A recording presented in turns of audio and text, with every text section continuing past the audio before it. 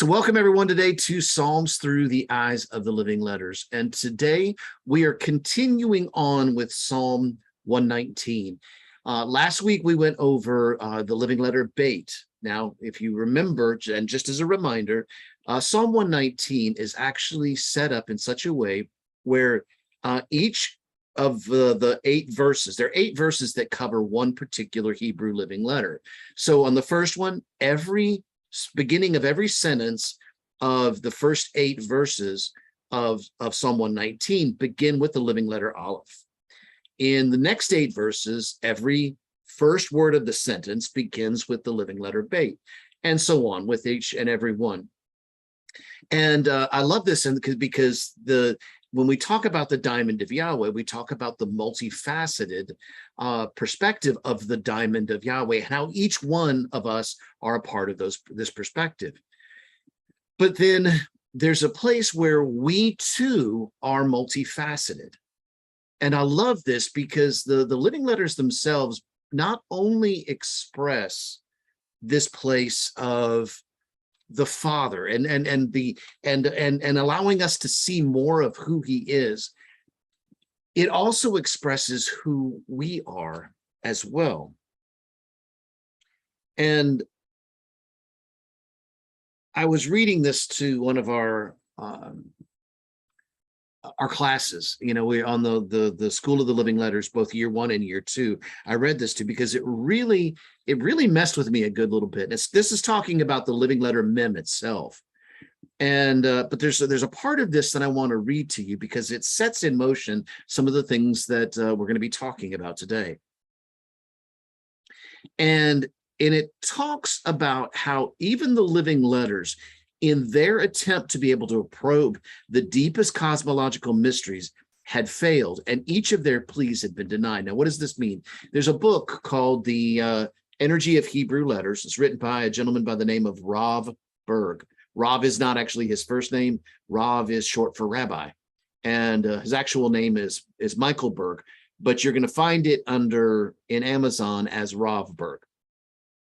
Now, this is a really deep book, so if you're beginning and you're learning Hebrew, you might want to hold off on this one for just a little while because it's really deep with regards to the living letters themselves, and it assumes that you understand some of the Hebrew concepts that they talk about. So please bear that in mind. But that doesn't mean that there's some really good meat inside of here.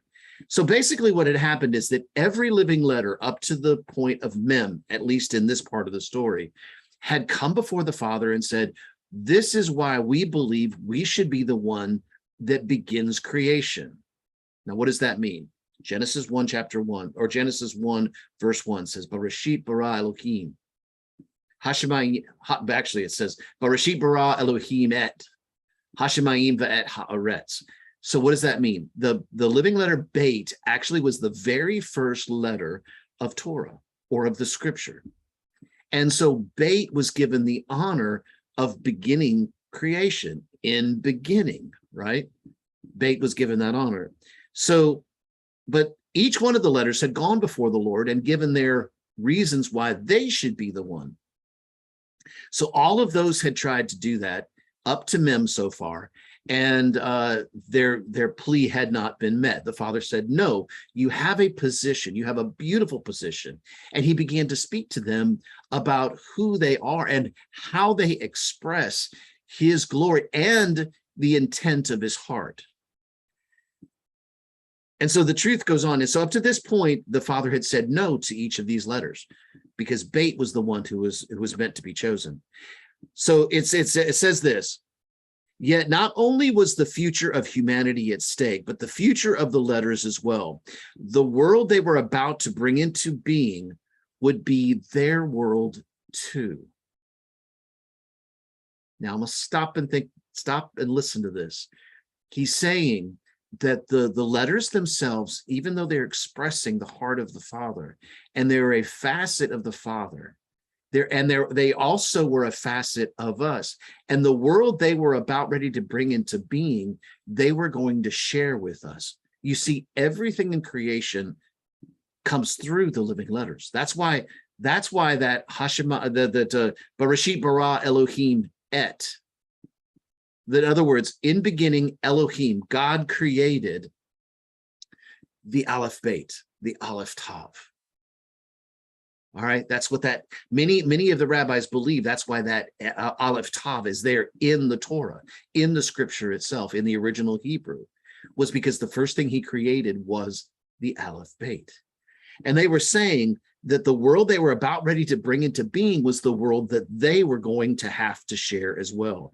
And their destinies would be forever bound to it. Each letter symbolized, listen to this, each letter symbolized a particular aspect of the all-embracing reality.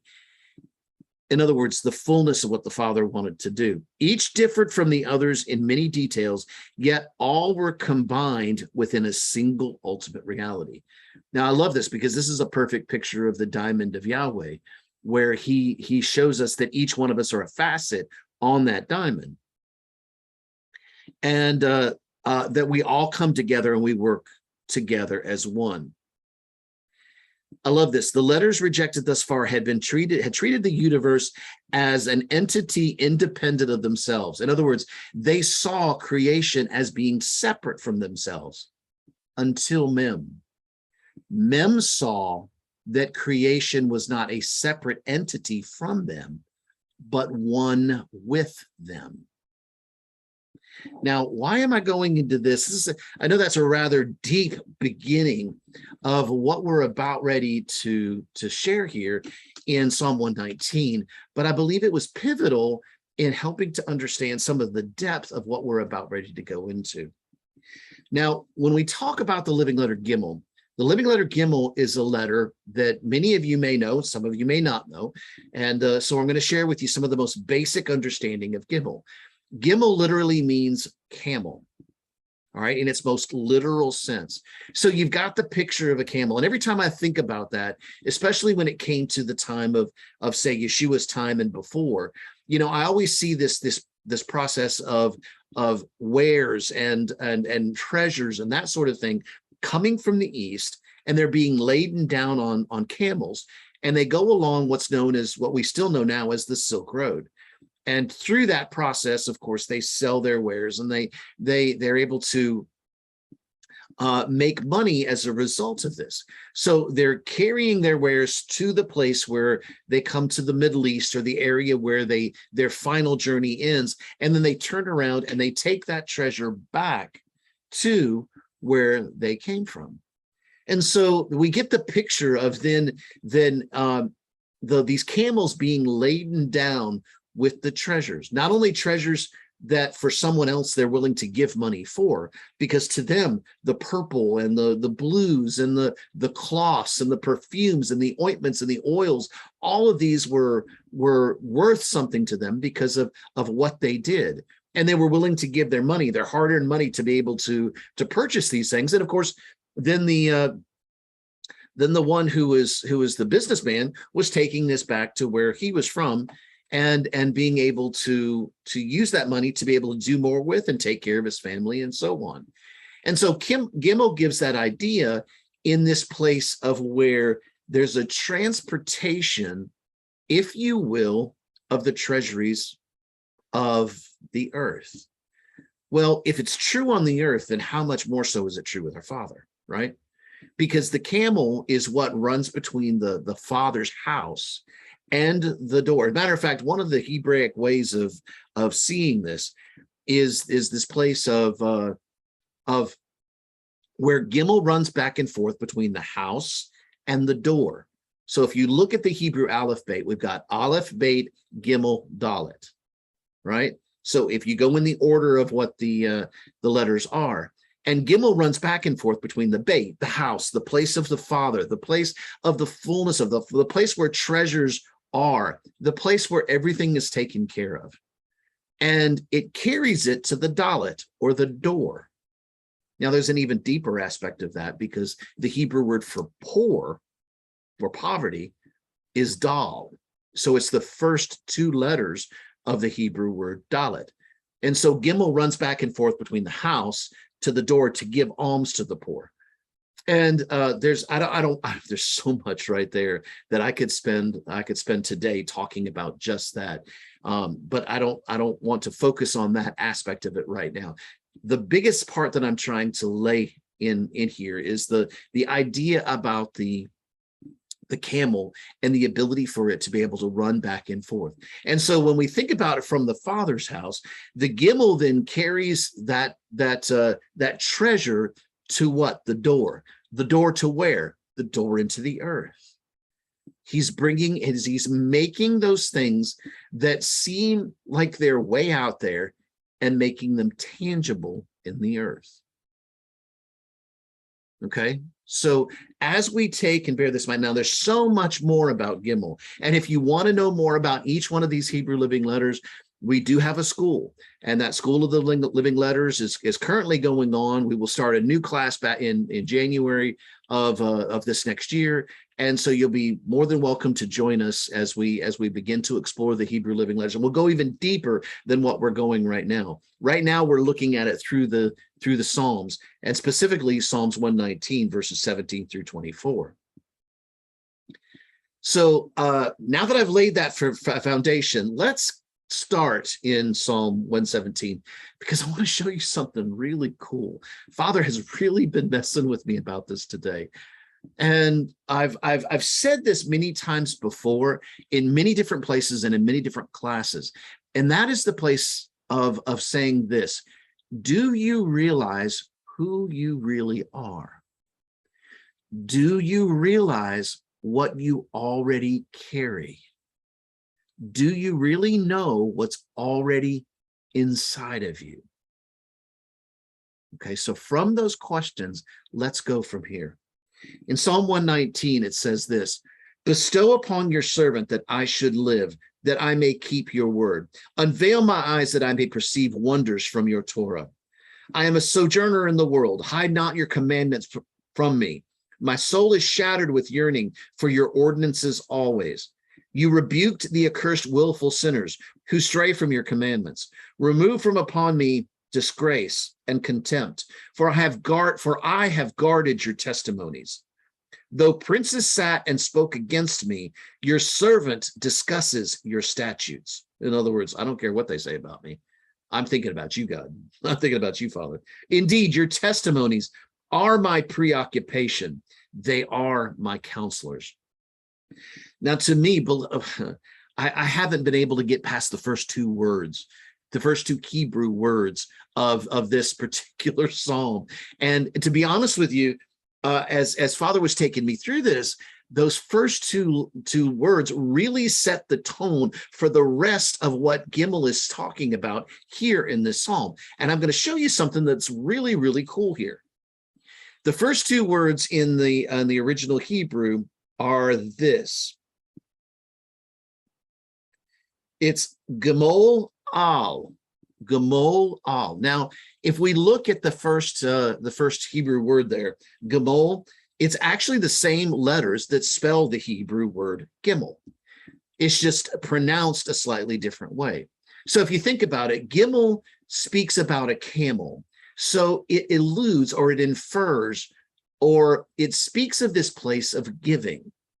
So when we see the word bestow, I'm not surprised that the Hebrew word for bestow actually speaks of, or it looks like, just like Gimmel. The only difference being that it's pronounced differently because it's a little bit different than giving. Bestowing, to me, begins to speak about that place of where the king, our Father, looks at his sons and he says, here, this is what I've given you. Okay? So I have given you something that goes far beyond what you know or understand. Mindy, you said spell these words. Which ones? Gimel. All right. Gimel would be G-I-M-O-L. The first two words. The first two words. In English, it would be G-I-M-O-L. Al. A-L. Oh. A-L. Very simple. Yeah. Oh, it's okay. Very simple. You know, I love that because you say very simple, and you're absolutely right. It is very, very simple. but also very, very, very profound. And I'm going to show you what I mean by that with regards to this. You see, one of the hidden aspects of Gimmel is this. There's a statement that I've heard throughout Hebraic thought, and that is that the carrier of the seed contains the seed. Let me say that again. The carrier of the seed contains the seed. Now, when we look at this first word for this, Gimel, it speaks about the place where the Father has already given us something. Now, there's a New Testament scripture that adds to that even more. I have already given you all things that pertain unto life and godliness. He has bestowed these things upon us, right? And if that's the case, then why is it that we haven't seen those things? Right? It's a really good question. If he's already given it to us, if it's already inside of me, what is keeping me from seeing it?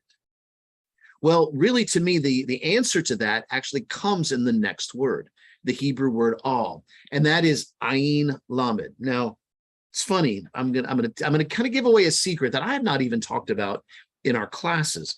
To be honest with you, it's a relatively new revelation with regards to this to me.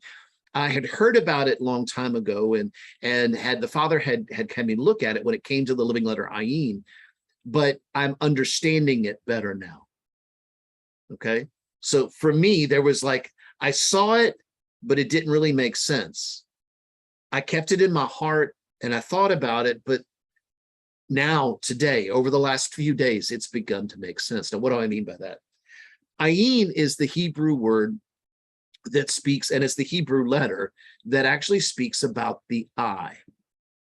And so it talks about what can be seen. As a matter of fact, one of the ways that that ayin is usually translated has to do with revelation knowledge. So it's that place where we begin to see something, we begin to understand it, we begin to know it a little bit better.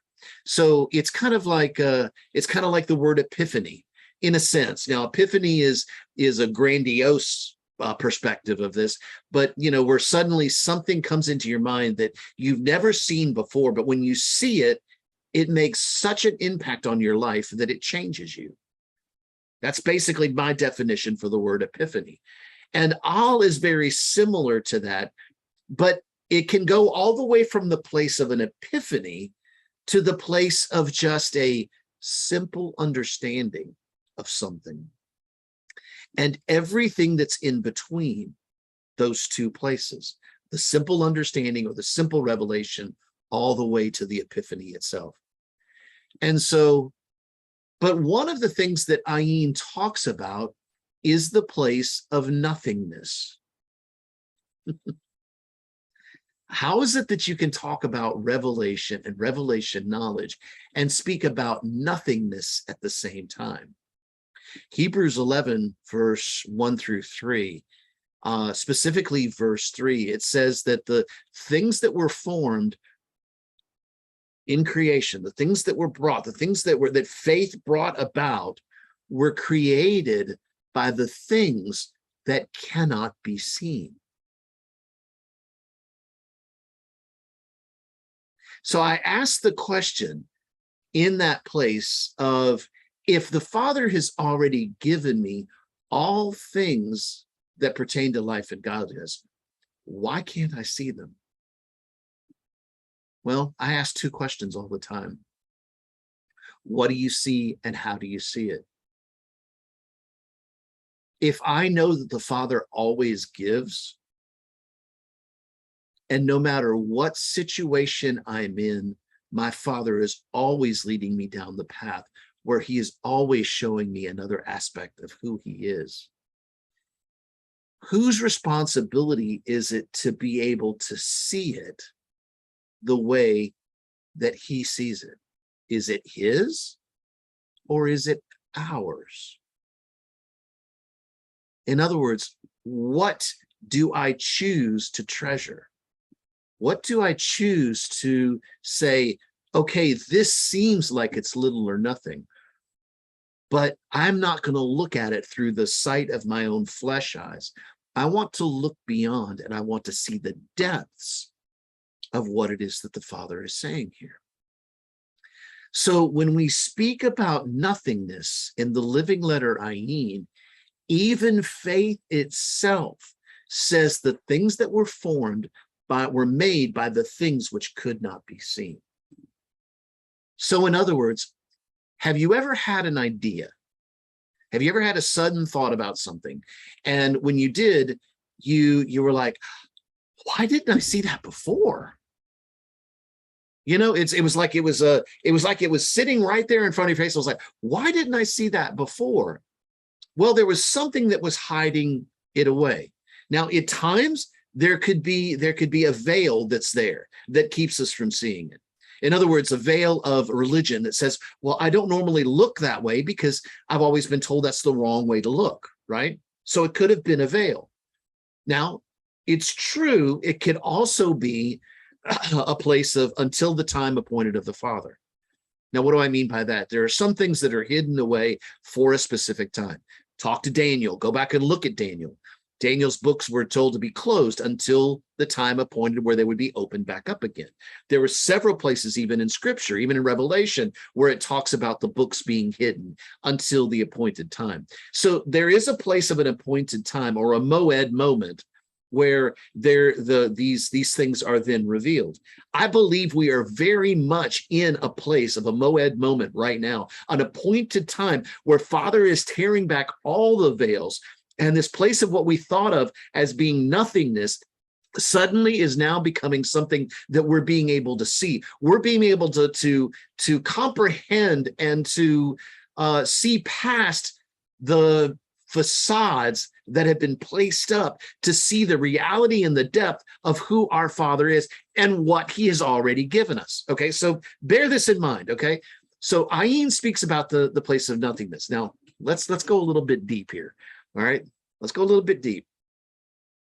There was a young man in our church, and I love this guy greatly because he's a seer, and he's a quiet kind of guy, but he's definitely a seer. And we've engaged on many occasions about some of the things that he was seeing and that I was seeing.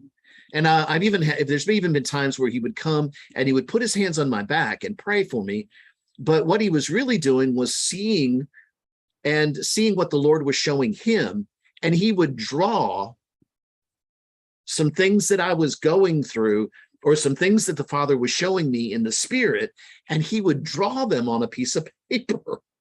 And I'm not joking you. I've got paper after paper after paper here of where he was expressing something that I was actually seeing at that time. And so we got into this conversation one day about black holes. I love science. And when we look at a black hole, many times people, what they see from a black hole is a place of nothingness, because a black hole is someplace where even light itself cannot escape the gravity of a black hole, scientifically speaking. So what happens is that anything that comes near it is sucked into it and it disappears. It goes into a place of nothingness. Well, Stephen Hawking's not too terribly long ago began to speak about a theory that the mathematics proved that there was something on the other side of the black hole. And some people call it a white hole, some people call it something different. But the idea behind it was, and what he was saying was that the black hole was a carrier of information, or was a holder of information. In other words, it could store data beyond the expression of anything that a hard drive in a computer could ever think about holding. As a matter of fact, if you were to throw a wallet into a black hole, this was his argument. If you throw a wallet into a black hole and it went through the process that the black hole would use to destroy that wallet, it goes through a process where the gravity becomes so strong that it spaghettifies it. It takes and it strings it out to where it disappears into nothingness. But what made it up? What was on the inside of that? Well, the information that it held remains along the walls of the black hole. And so if that wallet could pass through the singularity at the center over to the other side, what would be produced is the exact same replica of that wallet in every detail on the other side of that. That was his theory. Similar, but a wormhole is a little bit different. Wormhole is a little bit different than a black hole, but very similar, yes. And so the idea behind this was that black holes were more a part of creation than we expected. So while I was talking to Dalton, I heard him say, well, you know, we really have two black holes inside of us. I was like, you know what? And it hit me. I said, you're right. My two eyes. There are two black holes at the center, one in each eye. And any information that comes into my eyes remains on the inside of those eyes. Those things that I see, it becomes a part of who I am, and it begins to change me. And as I begin to see something, out of what appeared to be nothingness comes something, comes an idea, comes an epiphany, and it has an opportunity to come inside of me where I then can water that idea. I can then do something with that idea. Now, at the same point, there's also a place where the expression of who I am as a son also becomes a part of that. And so what is created from that place will come through the conduit, if you will, of the facet of the diamond of Yahweh that am I. In other words, the facet of the expression of who the Father is in me will come out through that. And when it does, it goes through my hands, and my hands begin to actually form it. And so now this ethereal nothingness idea suddenly becomes something. All I've done so far is talked about ayin in the second word, all. It's a simple word, just like Mindy had just said. It's two letters, aleph and lamed, and it really means upon, bestow upon. And yet, look at where it's taking us so far. Are you seeing the picture here so far? You know, so this ayin begins to really say this. Well, let me go to lamed first. Because lamed is a letter that speaks about what I learn, what I'm able to teach. In other words, to me, lamed is a place where I'm hidden inside of the heart of the Father, and he begins to show me. So not only does he allow me to see it, he gives me the opportunity to understand it, to be able to have knowledge and understanding and wisdom with regards to that. And so this Hebrew word upon, to me, the Father gave me this statement. He said this: what was hidden is now made manifest, and am able to learn of the depths and reveal the treasure hidden inside of something. So the Lord shows me a camera cover, and I look past the fact that it's just a simple plastic device. Yeah, it can do a couple of things, and it's really cool. But one of the key things that it can do is to be able to cover my camera so that my camera lenses are protected and so on. So it does more than just being a simple piece of plastic. And I can choose to use it to be able to protect something and keep it so that it's good and can work even further. So it begins to reveal a treasure that's hidden deeper inside of us. So listen carefully to what I'm about ready to say, because the Father, just before class this morning, as I was meditating on this, he began to show me something even deeper. And this is one of those things where sometimes the Father will give me something, and you probably have been through the same thing yourself, where the Father will say something to you, and then it's an unpacking for a while. Well, this is one of these words where I know that there's going to be an unpacking of this one for a while. And listen carefully to what I heard him say. Behind the depth inside of our eyes. Now I'm referring to that black hole. Behind the depth inside of our eyes, where faith becomes a hidden path, lies the intent of the heart. Let me repeat that one more time. Behind the depth inside of our eyes, where faith becomes a hidden path, lies the intent of our heart. Why? Because when the Father shows us something, there is only one thing that really allows that to come into existence, and that is the intent of our heart. Now, you can take that statement both ways. I can look at something that is pleasing to my eyes or pleasing to my flesh, which may not necessarily be something that the Father would want me to do. And as I receive that and see that, the intent of my heart engages, and it can engage towards that, where I allow the lusts of the flesh to then be able to overcome or overtake, and I take that and I change it, and it comes into existence. Why? Because the intent of my heart is taken in that direction. Or I can reject it, or I can choose to see it from another perspective. What if that same thought comes into my mind, and instead of me saying, you know, I don't want to go, number one, I don't want to go down that path, so I know I'm not going to go down that path of trying, because the intent of my heart is not to complete that sin. I don't want to move into that sin. Instead of rejecting it, though, I ask an additional question. What is it inside of me that, Father, I'm hearing you show me as something that I am missing, that you now want to show me? Could this thought be the opening of a revelation of something where the Father is showing me a connection with him and a depth with him? Does that make sense?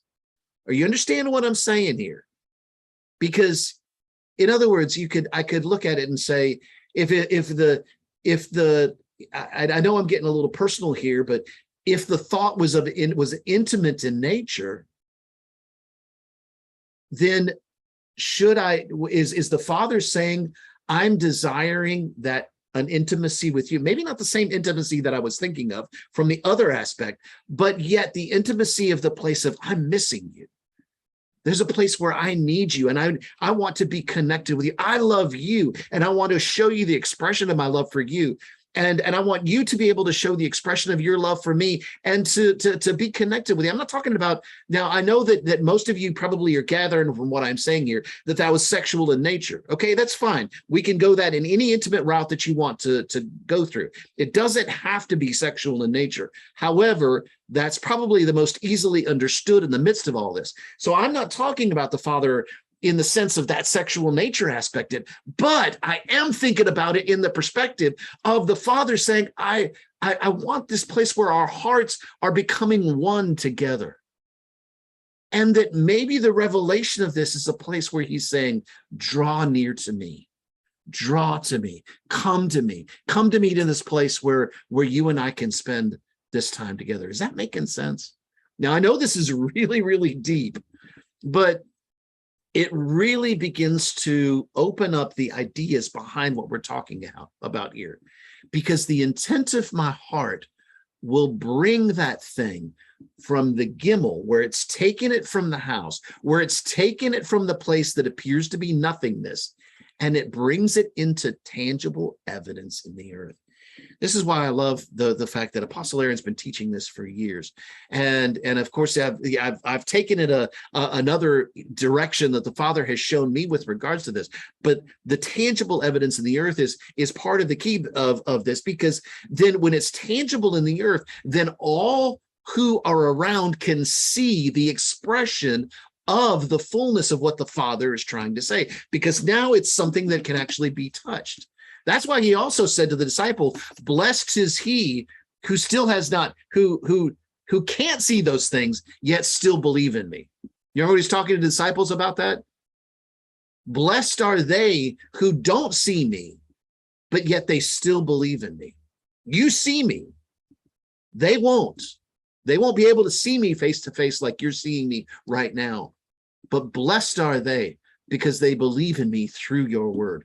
They believe in me what? Through your tangible evidence.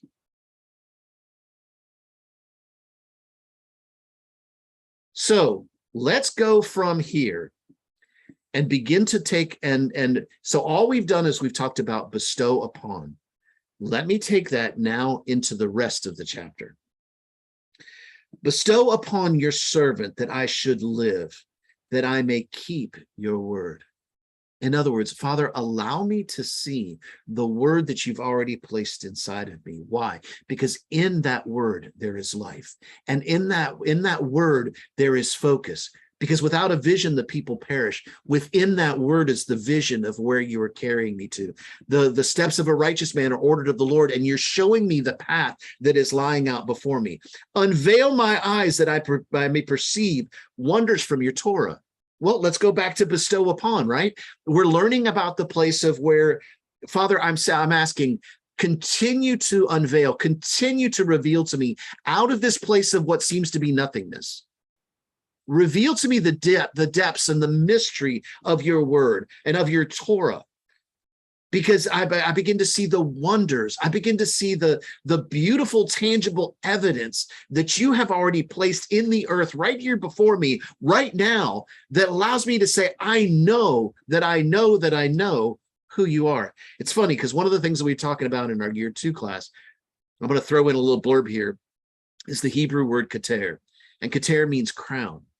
And one of the things we talked about last night had to do with just that place of looking beyond. And that when a crown goes on top of a head, you see the body is one part of it, but a crown sits on top of the head. So it's an extension of the body. And what does that crown do? That crown signifies the place of royalty, the place of having an authority. And so in that place, then what the king speaks comes into existence.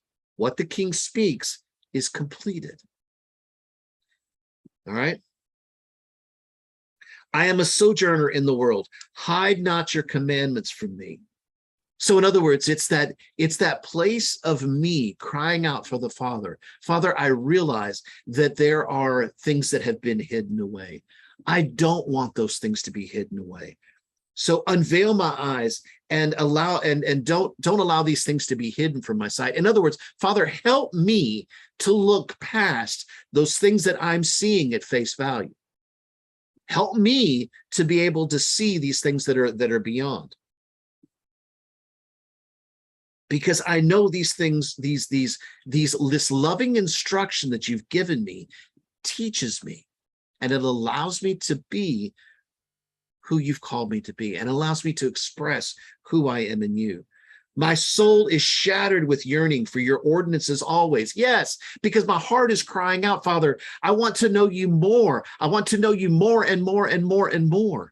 I don't want to stop at just the simple things. I want to go into the depths of who you are in me and who I am in you. It's not about what I do, Father, and I realize that it's not about what I do, but it is about who I am in you and who you are in me. I want to be those things that you've called me to be. So my soul is shattered with the yearning so that I can understand these ways, so that I can begin to express these ways into the earth. I can express these ways. Why? Because in doing so, I am being like you. Just like my brother Yeshua, when he was here on the earth, he says, I only do the things that I see the Father do. And he's telling, and I'm crying out here, I want to do those same things. So hide not these ordinances from me. And my heart is shattered with the yearning for your ordinances always. You rebuked the accursed, willful sinners who stray from your commandments. Now, I found something interesting in this as I was going through this, because the part about rebuked, you rebuked the accursed willful sinners, is this Hebrew word ga'areta zadim. Ga'areta zadim. This is one of the places where we got a Gimmel, and it's the beginning of a sentence, and it's ga'areta zadim. Now, the Hebrew word zadim there is that place of talking about the accused willful sinners. Now, I find it very interesting because this begins with the living letter zadim. Now, I want to point something out to you here. So a zadi is a crown, excuse me, not a zadi, a zayin. If I said zadi, I apologize. It's zayin. All right. So to me, zayin is really interesting in the fact that it's a slightly different letter than the living letter ayin, but it sounds very similar because it's zayin, right? And of course, when you look at it from the living letters themselves, zayin is what we call a crowned vav. So you've got the sixth letter, which is a vav, and it talks about that heaven and earth connection. But the seventh letter, or zayin, is a vav, but it has a crown that's placed on the top of it. So listen to what I just said just a few moments ago. So at the time appointed of the Father places a crown on our heads. And he says, I have given you an authority. I have given you a place where you are now royalty. And so this Hebrew word zadim here, which is talking about the accursed willful sinners, it's speaking about the place of one who has already been crowned as a king, one who should know better, but chooses to do something different. So it's very specific. It's not like it's a accidental sinning, because sometimes we do that. We won't know that this is something that we shouldn't be doing, and that's a whole nother aspect of sin when it comes to the expression of that. But in this case, what it's talking about is the willful sinner, the ones who know right from wrong, but choose to do the wrong thing anyway. So I find that very interesting, because zayin also alludes to the fact that even though I'm crowned with authority and given the ability to be able to do this, I choose to look a different way and do the things that I want to do based on the desires of my own flesh. So I found that very interesting in this. So you rebuke the accursed willful sinners. Yes, he did. Why? Why does the Father want to accurse or rebuke the accursed willful sinners? Now, many times in Scripture, we hear about this place of where the Father's destroying the wicked. And yes, that is a part. The Father will destroy the wicked. But do you think the heart of a true loving God wants to destroy the wicked? There's a story that I talk about Moshe that I don't have a whole lot of time to get into right now because of the time we've got set out here. But let me just say it like this, that on the other side of the Red Sea, there's a story in some of the Hebraic books that speak about how on the other side of the Red Sea that Moses heard the Father crying. And he asked the Father, why are you crying? And he says, I'm crying for my people, Egypt. I didn't want to have to destroy them, but their choices trying to destroy you, my chosen people, had me say, this must stop here. Boom, no more. And because of their willful coming against you, I had to do something about it. But that didn't mean that it didn't hurt the Father to do that. Now, to me, that sounds like a loving God. That yes, things have to be punished, but yet at the same time, his heart is not to punish. So the idea behind this is first to rebuke. Why do you think Moshe went before Pharaoh? In essence, what Moshe was doing, or what Moses was doing, was through the word of the Lord rebuking Pharaoh about the things that he had been revealed, because he had been revealed some depths. He had revealed some things. And Moshe was rebuking him. Now he didn't do it outrightly, but he did it in such a way through the 10 plagues that he essentially what the father was doing was rebuking Pharaoh and saying, hey, let my people go. Don't run after them. Just leave it alone. Let them go. Let them go and serve me the way that they want to serve me. So anyway, it's kind of a deep thought process here, but I hope you see this, because to me, that really sounds like a loving God. He doesn't want to, and he will rebuke us and teach us to the point where our willful absolute disobedience will bring about a judgment. So you rebuked the accursed willful sinner who stray from your commandments. Remove upon me disgrace and contempt, for I have guarded your testimonies. In other words, that Father, I realize too that there have been times where I too have willfully sinned. I too take this disgrace and contempt away from me. Why? Because I have guarded your testimonies. I see now the witness. See, I love this word testimonies here, because in Hebrew it's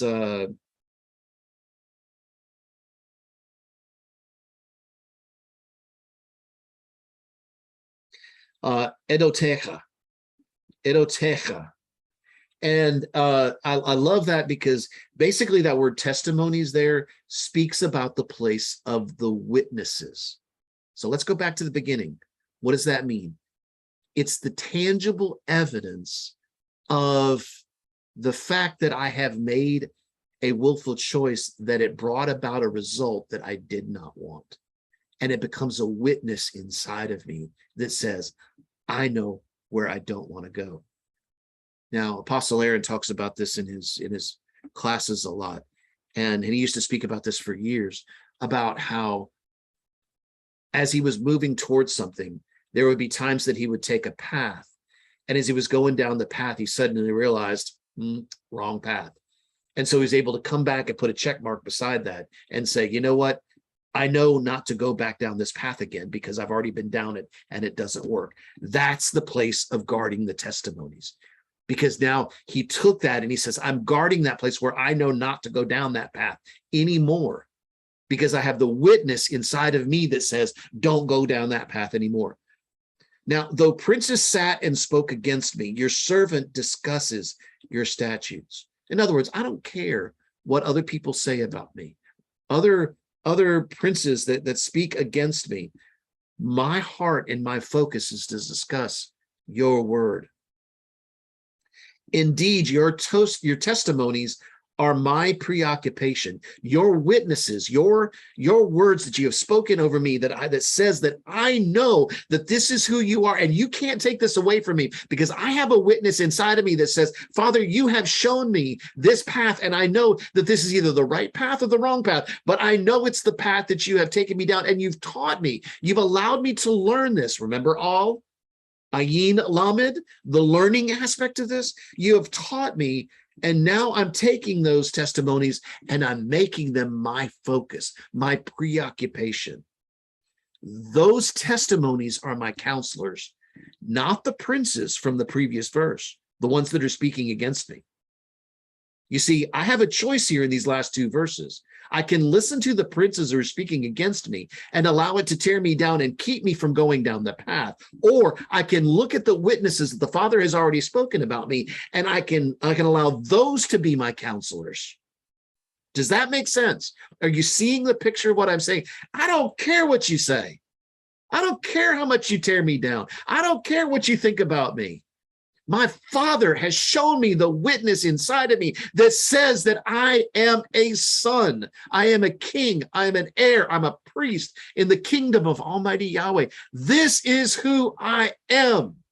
That will be my preoccupation. That will be my focus. That will be the way that I will see. And the counseling that they give me as I look at what the Father has already done inside of me, they are the ones that are going to solidify my path. You see, what is Gimmel doing? Gimmel is bringing about confidence. Gimmel is bringing about batach, the place of confidence. Not just trusting the Father. Yes, that trusting is a part of it. Trust is what leads us to confidence. But I know that I know that I know. I know that you've already given me all things that pertain unto life and godliness. Now, I don't normally do this. I really don't. And I'm hearing the Lord speak this to me, and I've just got to be obedient in it, regardless of what you think about me or not. And I don't normally ask, or I don't normally bring this up, because the Father just has me doing things specifically. But today's word is important, and I believe that there is a trade that needs to take place in this word. And if you believe this place of what the Father has already said about you, then I'm going to pop in the chat an opportunity. And those of you that are listening on YouTube, if you want to trade into this word today, please do. Those of you that have been listening to us for a while, you don't hear me bring this up very often. But I do believe that the word of the Lord is that I need to do this, partly because of me. I would not normally do that. I just don't. I trust in my Father in all things. But this word today, I believe, is one that we need to trade into. The fact that the Father has made us to be the camel. See, that's the beautiful thing about this. When I talk about Gimmel, it's more than just the fact that the camel is what carries the seed. You are that camel.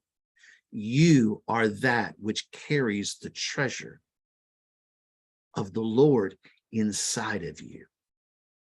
You are the one that takes from those times of the intimacy that you have with the Father, and you move and you bring it to the door. You bring it into tangible evidence in the earth.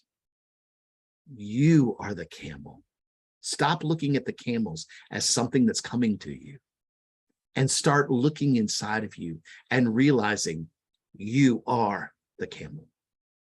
You are the carrier of the word of the Lord. You are the carrier of the treasure of the Lord.